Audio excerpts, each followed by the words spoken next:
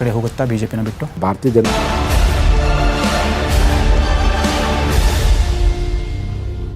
ಮೈಸೂರಿನಲ್ಲಿ ಮತ್ತೆ ಕೊರೋನಾ ಕಾಣಿಸಿಕೊಂಡಿದೆ. ನರ್ಸಿಂಗ್ ಕಾಲೇಜಿನಲ್ಲಿ 7 ದಿನಗಳಲ್ಲಿ 180 ಕೇಸ್ ಪತ್ತೆಯಾಗಿದೆ. 7 ದಿನದಲ್ಲಿ 180 ವಿದ್ಯಾರ್ಥಿಗಳಿಗೆ ಕೊರೋನಾ ದೃಢಪಟ್ಟಿದೆ. 2 ನರ್ಸಿಂಗ್ ಕಾಲೇಜಿನ ವಿದ್ಯಾರ್ಥಿಗಳಲ್ಲಿ ಕೊರೋನಾ ಕಾಣಿಸಿಕೊಂಡಿದೆ. ನವೆಂಬರ್ 16ರಿಂದ ಪಾಸಿಟಿವ್ ಕೇಸ್ಗಳು ಹೆಚ್ಚಾಗ್ತಾ ಹೋಗಕ್ಕೆ ಶುರುವಾಯಿತು. ಮೈಸೂರಿನಲ್ಲಿ ಮತ್ತೆ ಇದೀಗ ಕೊರೋನಾ ಆತಂಕ ಶುರುವಾಗಿದೆ. 7 ದಿನದಲ್ಲಿ 180 ವಿದ್ಯಾರ್ಥಿಗಳಲ್ಲಿ ಈಗ ಕೊರೋನಾ ಪಾಸಿಟಿವ್ ಬಂದಿರುವಂಥದ್ದು.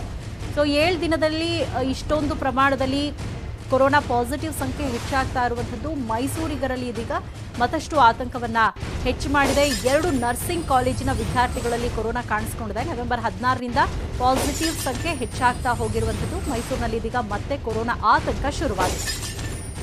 ಇತ್ತೀಚಿನ ದಿನಗಳಲ್ಲಿ ಸುಮಾರು 13 ಪ್ರಕರಣಗಳು ನೋರೋ ವೈರಸ್ ವಯನಾಡಿನಲ್ಲಿ ಪತ್ತೆಯಾಗಿರೋ ಹಿನ್ನೆಲೆಯಲ್ಲಿ ತಾಲೂಕು ಆಡಳಿತ ಕಟ್ಟುನಿಟ್ಟಿನ ಕ್ರಮವನ್ನು ಕೇರಳ ಗಡಿ ಭಾಗವಾದಂಥ ಈ ಬಾವಲಿ ಚೆಕ್ ಪೋಸ್ಟ್ನಲ್ಲಿ ಎಲ್ಲ ಮುಂಜಾಗ್ರತಾ ಕ್ರಮಗಳನ್ನು ತಗೋತಾ ಇದ್ದೀವಿ. ಪ್ರಥಮ ಆರೋಗ್ಯ ಕೇಂದ್ರ ದೊಡ್ಡಬೈರನಕುಪ್ಪೆ ಸಿಬ್ಬಂದಿ ವರ್ಗದವರು, ಗ್ರಾಮ ಪಂಚಾಯಿತಿಯವರು, ಆಶಾ ಕಾರ್ಯಕರ್ತರು, ಅಂಗನವಾಡಿ ಕಾರ್ಯಕರ್ತರು ಮತ್ತು ಈ ಬಾವಲಿ ಚೆಕ್ ಪೋಸ್ಟಲ್ಲಿ ಕರ್ತವ್ಯ ನಿರ್ವಹಿಸುತ್ತಿರುವ ಪೊಲೀಸರು, ಅರಣ್ಯ ಇಲಾಖೆ, ಕಂದಾಯ ಇಲಾಖೆ, ಸೊ ಈ ಥರ ಎಲ್ಲರಿಗೂ ನಾವು ಈ ನೋರೋ ವೈರಸ್ ಬಗ್ಗೆ ಒಂದು ತರಬೇತಿಯನ್ನು ನೀಡಿದ್ದೀವಿ.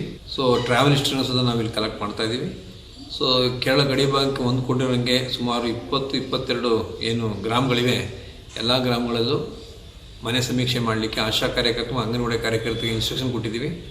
ಸೊ ಕಳೆದ 4-5 ದಿವಸದಿಂದ ಮಾಡ್ತಾ ಇದ್ದಾರೆ. ಸೊ ಆ ಥರದ ಯಾವುದೇ ಪ್ರಕರಣಗಳು ಇಲ್ಲಿ ಕಂಡು ಬಂದಿಲ್ಲ.